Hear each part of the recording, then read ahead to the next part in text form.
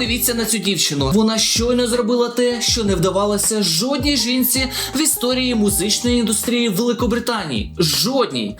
Навіть Адель чи Дуа Ліпі. 3 тижні поспіль Сабріна Карпентер утримувала одночасно і перше, і друге місце у головному хіт-параді країни з треками «Еспресо» та «Please, Please, Please». Світовий тур розпроданий за лічені хвилини. Тік-ток тріщить по швах від її каверів, а критики ламають голови. У чому секрет цього раптового феномена? Чому весь світ прямо зараз божеволіє від Сабріни Карпентер? Насправді все не так просто, як здається. Привіт! З вами Нікон, і у цьому відео ми проведемо справжнє розслідування. Ми розберемо шлях Сабріни від тіні Діснея до статусу головної поп-ікони сучасності та хедлайнерки Коачелла. Ми зазирнемо у прихований зміст її скандального альбому і зрозуміємо, хто насправді створив цей ідеальний візуальний та звуковий продукт.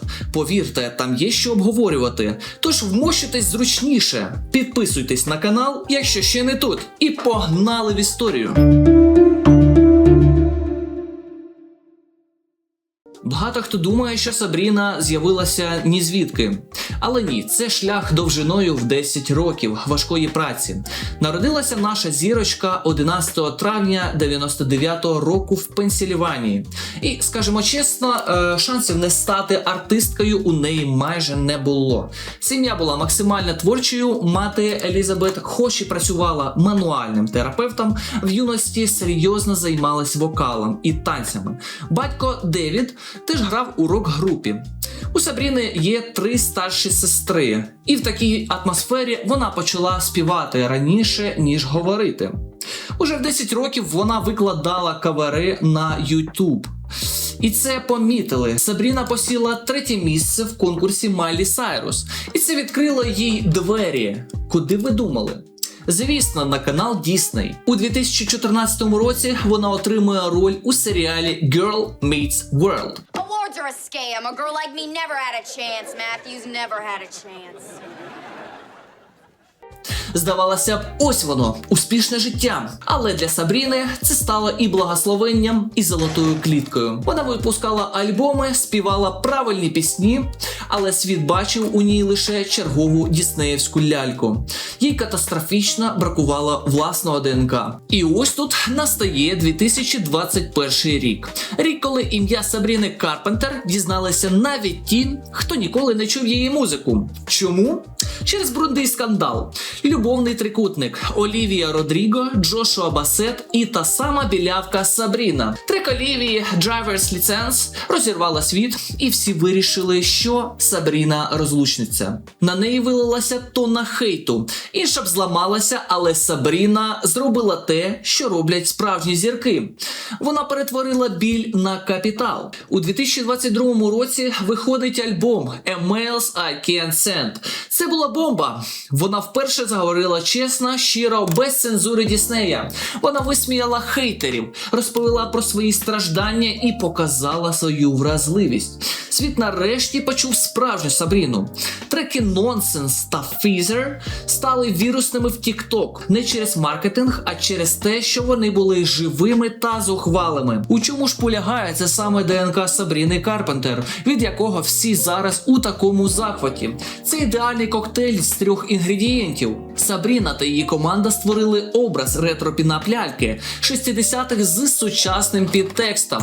Ці пишні білі локони, короткі сукні, туфлі на величезній платформі. Це ідеальний впізнавальний бренд. Сабріна не боїться бути смішною, самоіронічною та дуже відвертою. Її фішка – це поєднання солодкого вокалу з дуже гострими, іноді навіть грубими текстами. Вона як еспресо солодко, але бадьорить і іноді гірчить. Ну і кульмінація цього аналізу – Коачелла 2024. Її виступ назвали одним з найкращих. Чому? Бо це бездоганне поп-шоу. Вона володіла сценою, вона співала наживо, вона була харизматичною. Вона показала, що більше не підліток з Діснея. Вона поп-зірка класу А, яка готова завойовувати світ. Але, як ми знаємо, у будь-якого успіху є інший бік. не всі в захваті від Сабріни. По-перше, багато критиків звинувачують її у тому, що її образ занадто сексуалізований, що це поганий приклад для молодих прихильниць. По-друге, не обійшлось без скандалів із релігійним підтекстом. Кліп на пісню «Feather» знімали у чинній католицькій церкві в Брукліні. Сабріна там танцює у чорній фаті біля вівтаря, а навколо труни чоловіків, які покінчили життя самогубством через неї. Це викликало шалений резонанс, єпархія була в люті. Священника, який дав дозвіл, відсторонили. Чи це був продуманий хайп, чи просто дурість команди? Хто знає, але це точно додало вогню до її популярності. Сабріну тепер сприймають як бунтарку. Meow. Purr. Hiss. He intimidated. You see that intimidation in his eyes? Яка не боїться порушувати правила. То хто ж така Сабріна Карпентер? Who is Sabrina Carpenter? Me. Чергова одноденна зірка Тік-Току чи нова Мадонна нашого покоління. Як на мене, її успіх – це не випадковість. Це результат 10-річної підготовки, грамотного ребрендингу, вміння перетворювати скандали на творчість і, звісно, величезної харизми. Вона дала світу те, чого він хотів – легку, стильну, іронічну поп-музику з присмаком ретро. І я впевнений, що альбом Short and Sweet, який виходить незабаром, тільки підтвердить її статус. А що думаєте ви? Це феномен Сабріни, реальний талант?